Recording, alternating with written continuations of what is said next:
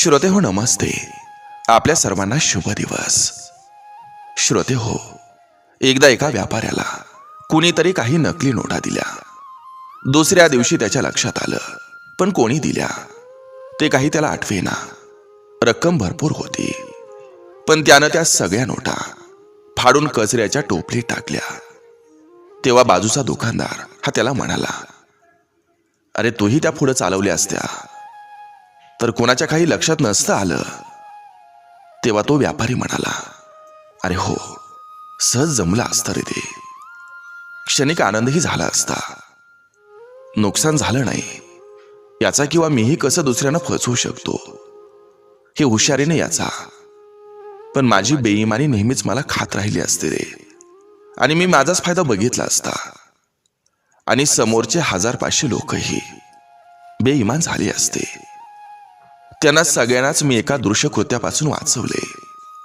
साखळीतली एक कडी ही मी तोडली. त्यामुळे समाजाची एका नकारात्मक कामापासून सुटका झाली, आणि हा खूप मोठा फायदा आहे.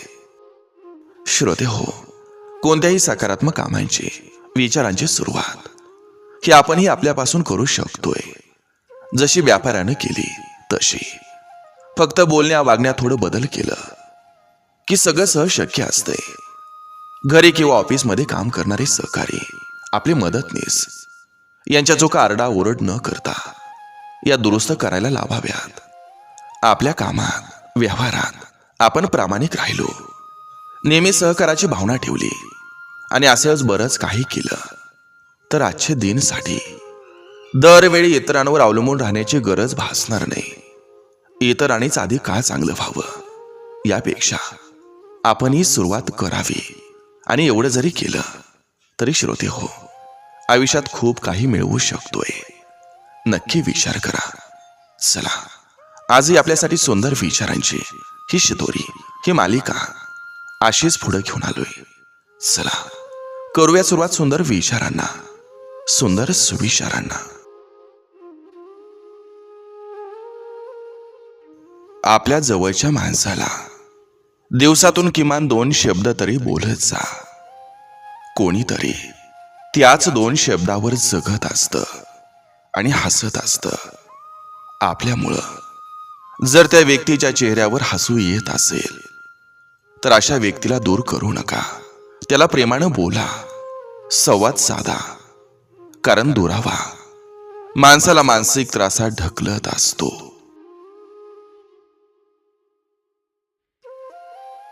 माणसाची आर्थिक स्थिती ही कितीही चांगली असली तरीही जीवनाचा खरा आनंद घेण्यासाठी त्याची मनस्थिती ही चांगली असावी लागत असते. परिवर्तनाला विरोध केला की चांगलं सांगणारा माणूस सुद्धा नकोसा होत असतो. आदराचं आणि प्रेमाचं 2 शब्द पुरेसा असतात एखाद्याच्या मनात घर करून राहायला.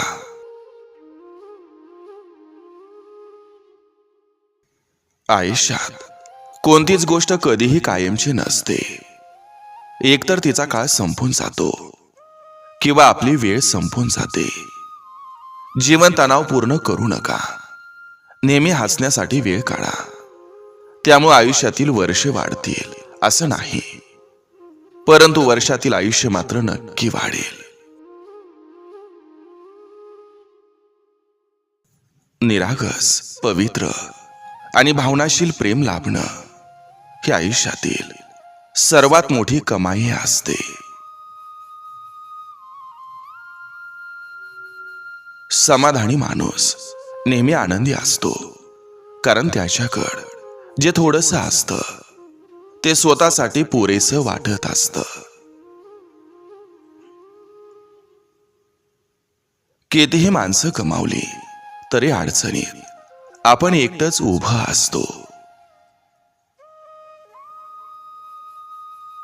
आयुष्यात काही गोष्टी प्रयत्न करूनही मिळत नसल्या तरी त्याच्या मागे धावताना मिळालेला अनुभव बरंच काही शिकवून जात असतो.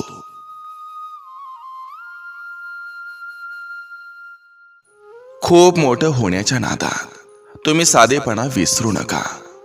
लक्षात ठेवा, समुद्रात विलीन झाल्यावर नदी सुद्धा खारट होत असते. मनाचा दगड होईल एवढं पण मन कोणाचं दुखावू नका.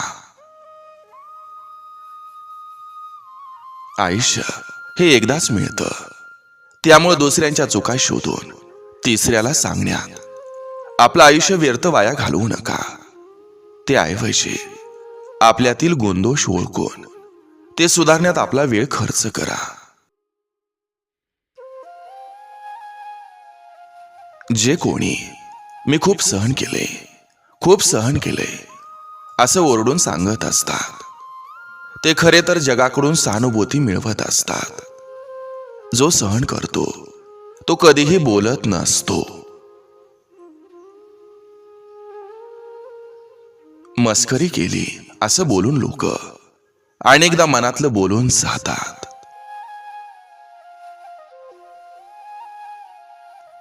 कधी कधी आयुष्यात अशा काही गोष्टी घडतात ज्याचा विचार आपण कधी केलेला नसतो, ज्याच्यातून सावरता सावरता आपण अशा वळणावर येतो जिथं आपल्या सोबत कोणीच नसतं, फक्त आपण आणि आपला एकांत, जो सतत आपल्याला एकटं असल्याची जाणीव करून देत असतो.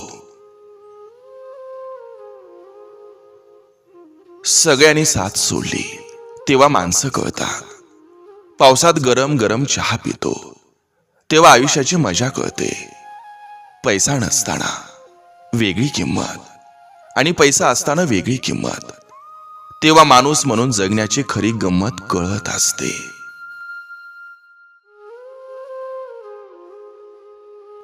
डोळ्यात पाणी आलं तरी त्याला सहज ओळखायची परवानगी ही बऱ्याचदा नसते.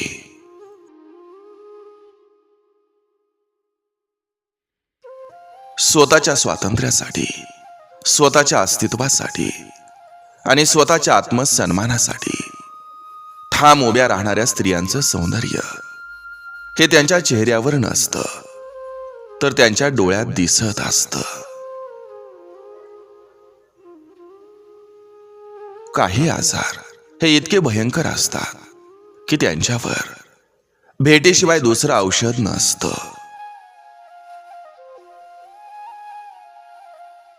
दुर्लक्ष करत राहणं हे सूत्र प्रत्येक ठिकाणी उपयुक्त ठरत नाही. काही ठिकाणी विरोध केला नाही तर समोरच्या गोष्टी अधिक प्रभावीपणे त्रासदायक होण्यास सुरुवात होते. ज्या व्यक्तीसाठी तुम्ही कायम अवेलेबल असता ती व्यक्ती तुमची किंमत कधी समजणार नाही. रात्र सकाळची वाट पाहत नसते, सुगंध हवामानाची वाट पाहत नसतो. जे काही सुख मिळेल त्याचा उपभोग घ्या, कारण आयुष्य वेळेची वाट पाहत नसते.